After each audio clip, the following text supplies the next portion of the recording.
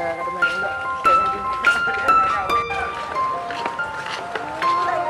dài không?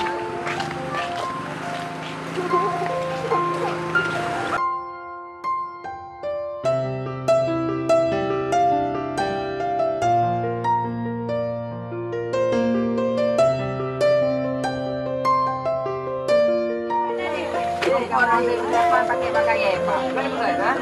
Nyo pakai kan bagan. Bagan. Menyujud, Nyo sama. Ada kali. Baru deh, kamu nya kapan dulu? Kayak gitu dia berjalan.